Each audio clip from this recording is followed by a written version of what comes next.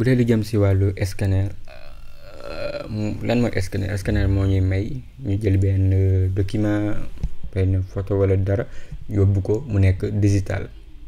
comme exemple nga yor sa benn carte d'identité daat koy scanner mu nekk ci mu mujj nekk ci machine bi mu mel ne ci carte d'identité def ko ab photo noonu da koy photo lu mel ne ab photo la koy def yóbbu ko si fichier boo xam ne digital la xam ko bëgg envoyé mi nga ko envoyé kooku bëgg jox tamit mi nga ko jox. daanaka documents yi léegi yëpp dañ koy scanner boo amee lu mel ne carte d'identité passeport yooyu yëpp léegi yaa ngi koy scanner moo xam dangay dem scanner ko par cyber wala ca avec sa téléphone. waaye scanner bi ñu taxaw a xam mooy scanner bi nga xam ne moom ngay fekk si cyber yooyu wala ci kër yi.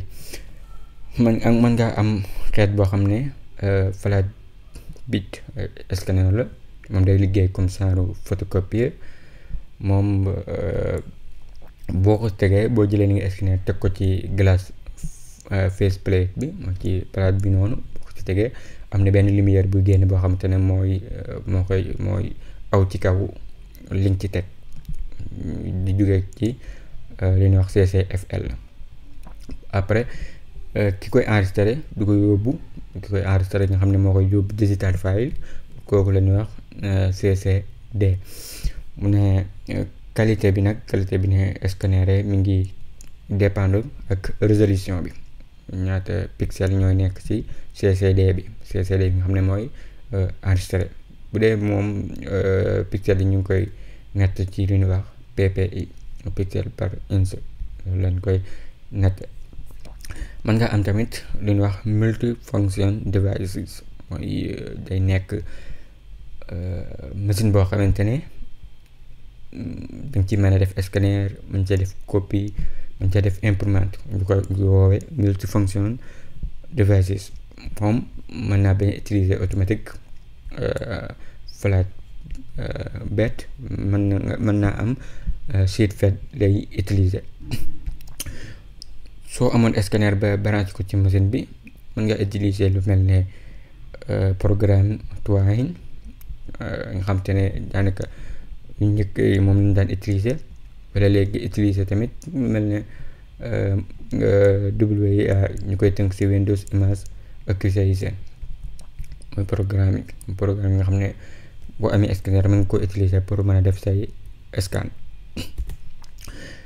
lu jëm ci digital caméra mooy caméra loo xam ne dalay may nga mën a photo denc ko ci moo xam ci benn mémoire la wala déet. loolu mooy digital caméra day denc image yi ci benn photo yi muy def ci benn mémoire. mën na am mu nangu USB port mën na am USB port boo xam ne da nga dugal ci machine bi jël photo yi bu la neexee. mën naa am tamit memory card slot loo xam ne dañ ci denc carte mémoire wala yu mel noonu pour mën a récupérer say photo. léeg-léeg tamit mën naa nangu lu mel ne wifi bu koy mën a avec lu mel ne wifi. kon lii moo nekkoon vidéo tey bi sonn lool. bu dee da nga am question mën nga koo def ci commentaire bi bu dee tamit am na lu la leerut mën nga koo def ci commentaire bi pour ñu mën ko leeral. bu dee tamit daa am looy proposé lu jëm si wàllu vidéo bi lu jëm si wàllu son bi ñu ngi lay ñaan nga wax ko ñu mën a yokk qualité vidéo yi. li moo nekkoon vidéo tey bi di sàkku seen ngeen abonné suñu chaîne YouTube bi partage vidéo yi beneen vidéo. asalaamaaleykum wa rahmatullah.